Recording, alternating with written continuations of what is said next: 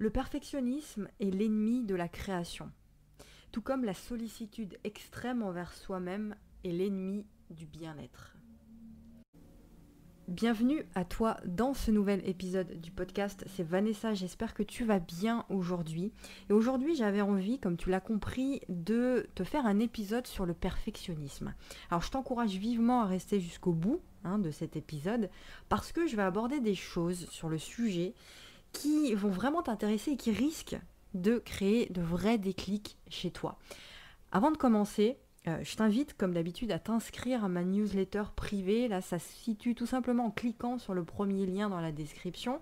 C'est une newsletter qui est organisée comme une micro-formation, comme une formation continue. Tu reçois chaque matin à 8h dans ta boîte mail une mini-leçon pour apprendre à te créer une vie sur mesure, pour apprendre à te créer une vie dans laquelle tu es pleinement toi, dans laquelle tu te sens bien et tu fais ce que tu aimes, tu vois, dans laquelle tu te sens libre finalement. C'est le premier lien. Alors, on revient maintenant à nos moutons. Le perfectionnisme, c'est quelque chose qui peut très vite devenir épuisant pour toi. En quoi ça consiste concrètement, le perfectionnisme ? En quelque sorte, ça consiste à te comporter, toi, comme si la tâche sur laquelle tu travailles en ce moment, eh bien, elle pouvait atteindre la perfection. C'est comme si, j'irais même plus loin, c'est comme si elle devait absolument atteindre la perfection. Donc tu as un idéal de perfection, on va en parler juste après, et cet idéal doit absolument être atteint avant de lancer le projet sur lequel tu travailles. Et pour les personnes qui sont profondément atteintes, alors je mets ça entre guillemets, le profondément atteinte, par le perfectionnisme, il n'y a rien qui n'est jamais assez. Rien n'est jamais assez. Et même la personne elle-même n'est jamais assez. Et ça, c'est problématique. Par exemple, tant que l'offre sur laquelle je travaille, le produit, la formation que j'ai envie de lancer n'est pas absolument parfaite à mon sens, eh bien je ne la lance pas. Tant que ma chaîne YouTube, mon compte Instagram ou quoi que ce soit n'est pas hyper parfait, avec les bonnes couleurs, tout n'est pas nickel, je ne la lance pas. Tant que mon entreprise, mon projet n'est pas parfait, je ne le lance pas. Et le premier problème avec cette attitude de perfectionnisme, c'est que vouloir que quelque chose soit parfait, c'est vouloir atteindre un idéal. Ok ? Jusqu'à maintenant, tu me suis. Sauf que cet idéal-là, il n'a pas véritablement de sens. Pourquoi il n'a pas de sens ? Parce que tu n'as pas toi-même concrètement mesuré, quantifié ce que signifie cet idéal. En termes de quoi c'est un idéal ? Comment tu le calcules ? Comment tu le mesures ? Tu vois ? C'est-à-dire que tu as une représentation d'un idéal, mais il n'est pas concret. Donc c'est quelque chose par définition que tu ne peux même pas atteindre, parce que tu n'as rien fixé. D'accord ? Tu ne sais pas ce qu'il représente, cet idéal. Et finalement, quand tu réfléchis bien à ça, cet idéal, tu ne pourras jamais l'atteindre. D'où le fait que ce soit problématique. Et j'aimerais insister ici là, sur le fait que le perfectionnisme, c'est pas vraiment quelque chose de positif en soi. C'est pas parce que ça peut entraîner des grandes souffrances déjà. Et à l'inverse, le fait de vouloir s'améliorer, c'est là où c'est intéressant, le fait de vouloir s'améliorer au quotidien, d'être dans une quête d'amélioration, de toujours vouloir devenir meilleur finalement au quotidien, ça c'est une bonne chose. Et donc il faut distinguer le fait d'être dans une quête d'amélioration de soi, de vouloir toujours faire que les choses soient meilleures, et le perfectionnisme, qui sont deux choses qui sont totalement différentes. Donc la personne là qui est dans cette quête d'amélioration tous les jours, elle n'a pas forcément d'idéal, elle n'a pas d'idéal d'ailleurs, cette personne-là en soi. Elle a juste une seule et unique idée en tête qui est de devenir meilleure, de contribuer davantage, d'incarner davantage cet être d'amour là qu'on est tous dans son quotidien, ok ? Donc, ou dans son entreprise, avec ses collègues, dans son travail, etc.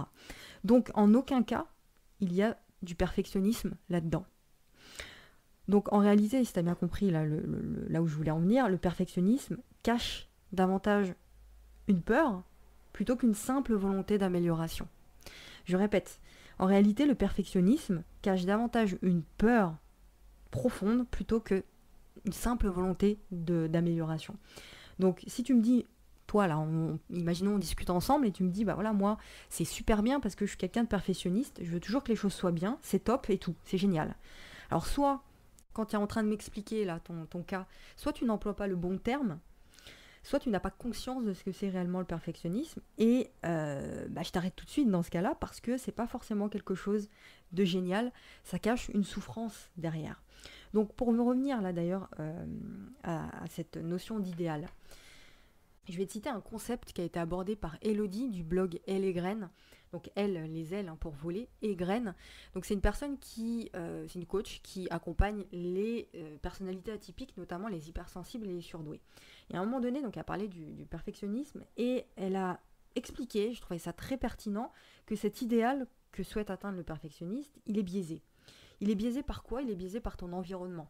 Il est biaisé par la culture dans laquelle on évolue. Il est biaisé par les normes sociales. Et il est biaisé, il est écrasé aussi par le regard des autres. La peur du regard des autres, mais j'irais même plus loin dans ce concept-là, la peur du qu'en dira-t-on.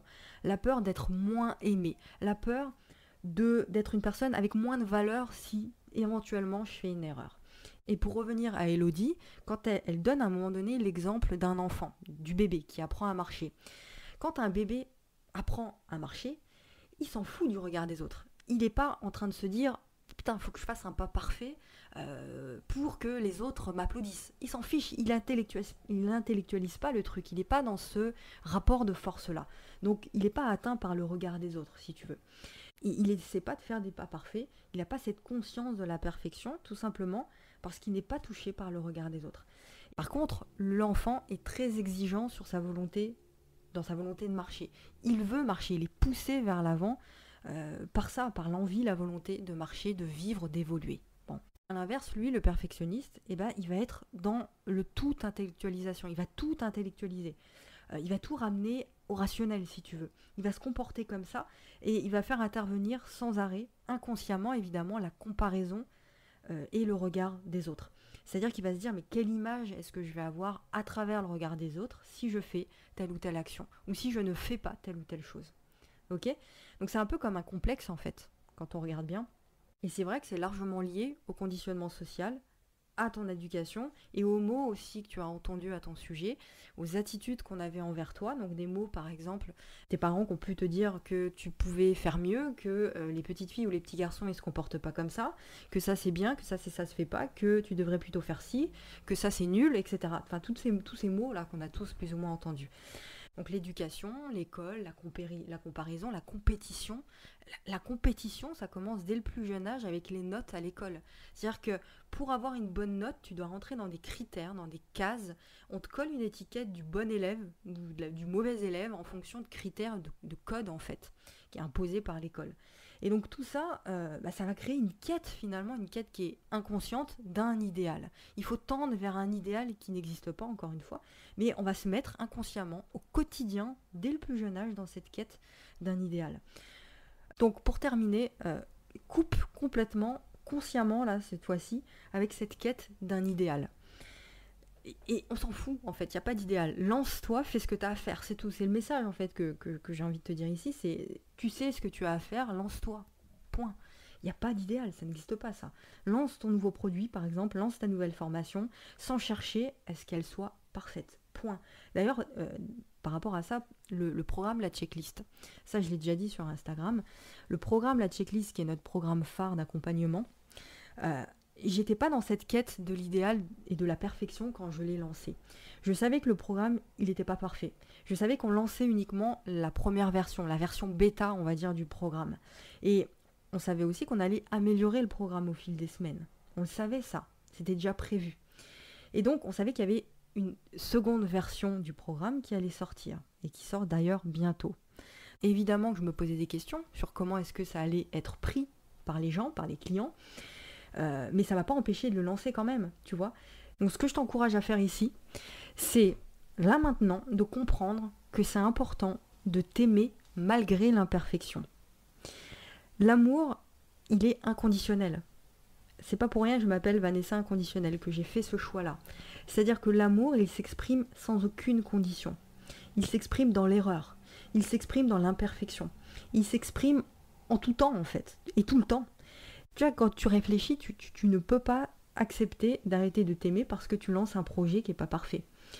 Selon toi, d'ailleurs. Tu vas pas perdre en valeur, avoir moins de valeur en tant qu'être humain, si le projet dans lequel tu te lances n'est pas parfait ou n'est pas terminé à 100%.